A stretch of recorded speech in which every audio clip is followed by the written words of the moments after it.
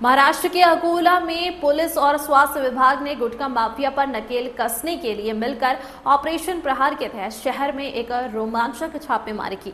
14 अक्टूबर को जब पुलिस उप निरीक्षक नितिन राठौड़ अपने स्टाफ के साथ गश्त कर रहे थे, तभी गोपनीय सूचना पर कसाबपुरा इलाके में अंसार खान शहादत खान के भैंसों के बाड़े में छापेमारी की गई। इस छापेमारी में महाराष्ट्र में प्रतिबंधित गुटखा, पान मसाला, सुगंधित तंबाकू और सुपारी सहित 27,120 का सामान जब्त किया गया। खाद्य सुरक्षा अधिकारी रविंद्र द्वारकादास सोलंकी की रिपोर्ट के आधार पर मुर्तजापुर पुलिस स्टेशन में मामला संख्या 461/2025 दर्ज कर आरोपी अंसार खान को गिरफ्तार कर लिया गया है। संवाददाता धनराज सबकाल की रिपोर्ट। पोलीस स्टेशन मुर्तजापूर शहर पोलीस स्टेशनच्या पथकाने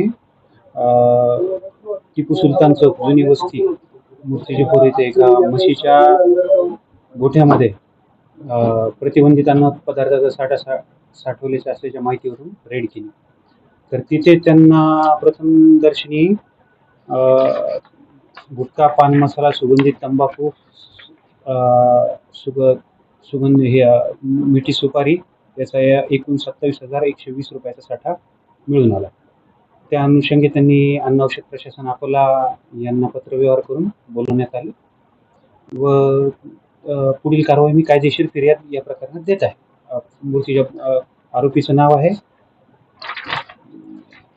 अंसार खान शहादत खान, राहणार कसबापुरा, टिपू सुलतान चौक, मुर्तिजापूर। मला सांगा, पोलीस प्रशासनाच्या वतीने जानेवारी महिन्यापासून तर अद्यापपर्यंत जर बघितलं तर शेकडो कारवाई केल्या गेल्या गुटखा बंदीच्या विरोधात, मात्र अन्न व खाद्य औषध विभागाच्या वतीने नगण्य शून्य कारवाई आहे।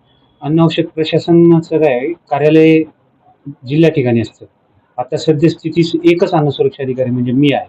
माझ्या आतापर्यंत 5 कारवाया झालेल्या आहेत शहरामध्ये। मुर्तिजापूरमध्ये फर्स्ट टाइम मला आता चार्ज आला आहे, त्यामुळे तो कमी आहे। आमच्याकडे स्टाफच खूप कमी आहे, एक व्यक्ती आहे पूर्ण जिल्ह्यासाठी। आता तुम्ही चालू आहे तर त्यामुळे तो आहे कमी आणि आमचा ऍक्च्युअल स्टाफच 4 जणांचा आहे। आम्हाला इतर आता दिवाळी निमित्त आमचे दुसऱ्या मोहिमा चालू आहे।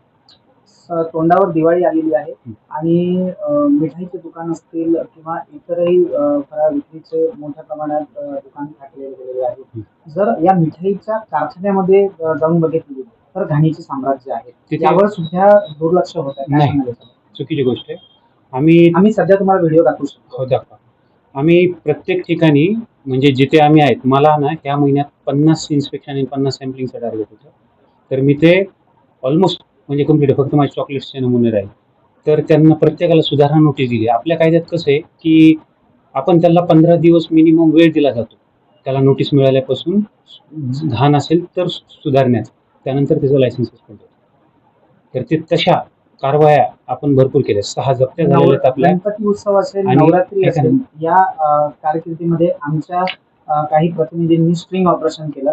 नुकतंच आजच्या तारखेमध्ये सुद्धा स्ट्रिंग ऑपरेशन केलेलं, त्याच्यामध्ये असं निष्पन्न झालेलं आहे की अन्न व खाद्य औषध विभाग प्रशासनाच्या वतीने जे नियम दिलेले आहेत कारखान्याकरता, तुम्ही आम्हाला कुठेतरी नियम धाब्यावर ठेवून हे जे विक्रेते आहेत याची नियमांची पायामल्ली करत आहेत, मात्र याच्यावर अन्न व खाद्य औषध विभाग प्रशासन का बरं दुर्लक्ष करत आहे? काही दुर्लक्ष नाही। आता आम्ही आमच्या परीने पूर्ण प्रयत्न करत आहेत। तुम्हाला तेच सांगतोय की तुम्हाला पूर्ण जिल्ह्याची माहिती पाहिजे असेल, पूर्ण प्रेस नोट की आतापर्यंत कारवाया किती झाल्या, जप्ती किती झाल्या, खटले किती दाखल झाले, हे आमच्याकडे ऑफिसला तुम्हाला पूर्ण माहिती मिळून जाईल। म्हणजे मी ह्या सणासुदीचं सांगतोय, माझे 57 मी नमुने विश्लेषणास्तव घेतलेत ह्या एका महिन्यात, म्हणजे आणि 52 इन्स्पेक्शन झालेत, 6 जप्त्या झाल्यात। ह्या खाद्यपदार्थ सांगतोय, हे गुटखा सोडून द्या।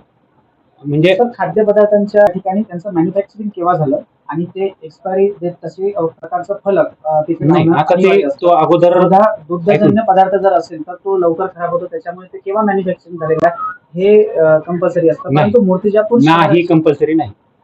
तो अगोदर ते नोटिफिकेशन 2022-23 ला लागू झालं, पण 1 वर्षानंतर फूड सेफ्टी स्टँडर्ड अथॉरिटीने ते व्हॉलंटरी केलं। अगोदर मॅन्डेटरी होतं, ते व्हॉलंटरी। आता ज्याला लावायचं ना तो लावू शकतो। आता आम्ही तो मुद्दा कंपल्सरी मध्ये घेत नाही, कायद्यात बदल झाला तो। आता मग तू जे एखाद्याच्या याच्यामध्ये जर समजा शिळा पदार्थ दिला जाईल किंवा त्याच्यात जर अळी येते ते झालं मग तर त्याच्यात सर तुम्हाला सांगतो कायदेशीररित्या अगोदर होतं ते बेस बिफोर लिहायचं, पण आता ते त्या मुद्द्यावर आम्हाला तो मुद्दा घेता येत नाही, कारण ते व्हॉलंटरी तो एखादा लावू शकतो त्याच्या खुशीने, पण लावावीच ही आम्ही निर्देश त्याला सद्यस्थितीत देऊ शकतो. तुम्ही म्हणता ते बरोबर होतं, ते पण 2022-23 मध्ये होतं, एक आलं होतं, आता नाहीये सद्यस्थितीत.